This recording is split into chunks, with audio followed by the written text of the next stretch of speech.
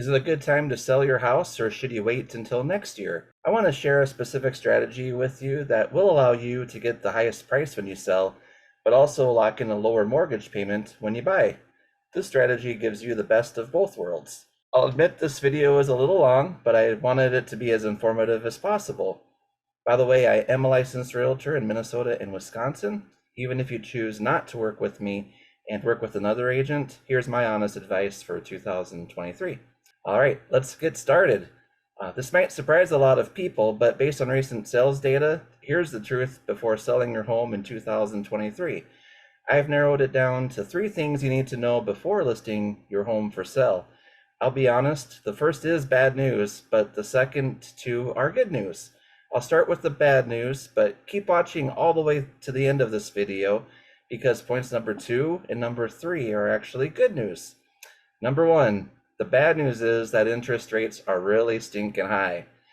There are 3 dates you need to keep in mind if you're thinking of selling your home this year: September 19th to 20th, October 31st to November 1st, and December 12th to 13th.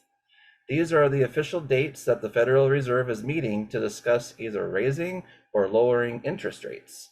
Now, I don't have a crystal ball, but it's safe to say rates will remain high for at least the next 6 months. This is actually an opportunity, and here's why. Normally, people think about low interest rates as being great for buyers, not sellers, because it makes the monthly mortgage payments cheaper. But this also affects sellers because when buyers have access to cheaper money, they're willing to pay a higher price for the home. This, in a nutshell, is what happened in 2021. Obviously, this is a great thing for sellers too. The problem with the higher rates right now is that when rates were so low during 2021, many people refinanced at record low mortgage rates. In fact, almost 85% of homeowners have a mortgage rate that's far below the current rates. They're not super excited about moving if they have to give up a 3% mortgage for a 7% mortgage. Duh. This is more than anything what's keeping inventory really low.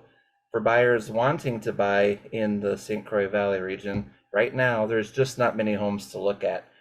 But this is true everywhere, not just here in Pierce and St. Croix counties. The National Association of Realtors reported that there were just 1.08 million homes for sale last month, compared with 1.92 million during the same month in 2019. In other words, there used to be almost twice as many homes for sale as there are right now. If it feels like there aren't many homes on the market, it's because there aren't. It's because of interest rates. So if you want to sell, you'll still get a great price for your home right now. Home prices are still high here in Pierce and St. Croix counties, and they'll stay that way for the next 5 to 10 years. And I'll explain why in a minute, which leads me to point number 2, and it's actually really good news. The second thing you need to know, which is good news, is that home prices are expected to remain stable and probably even increase over the next several years. There's no crash coming. This is good news because it means you don't need to stress out about waiting and trying to time the market. One of the biggest mistakes I see buyers here is they want to wait until home prices come down or wait until interest rates come down. Waiting is not a good strategy. As the old saying goes, don't wait to buy real estate, buy real estate and wait. This is especially true in 2023 because of one simple word: demographics. The largest generation in American history, millennials, are reaching peak home buying age this year. Prices are not coming down. Even when mortgage rates come down as they're expected to in 2024, home prices will not come down in any major way. If anything, home prices will probably increase in 2024.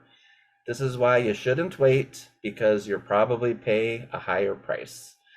When interest rates become cheaper, people will have more purchasing power, and this will bid up the prices of homes. I fully expect it to see a crazy multiple offer situation again in 2024 when mortgage rates come down. Unfortunately, it will probably feel like 2021 all over again. Which brings me to my third point. The third thing you need to know is a specific prediction for 2024. Interest rates will come down, but competition will go up for homes. This means that it could be harder to buy a house next year than it is right now. even though the rates could be lower. This is because there will be more competition next year. We're already seeing this priced into the adjustable rate mortgage market. Usually you get a better deal in the short term on adjustable rate mortgages, but that's not really true right now. That's because even the mortgage investors know that rates are likely to be lower next year.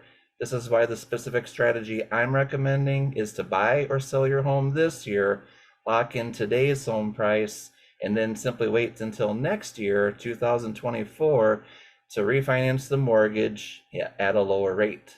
This gives you the best of both worlds. You can lock in today's home prices before they continue to increase next year. And then when interest rates drop, you can refinance into a lower rate. Let me know if you have any questions. My cell phone number is 715 307 5235.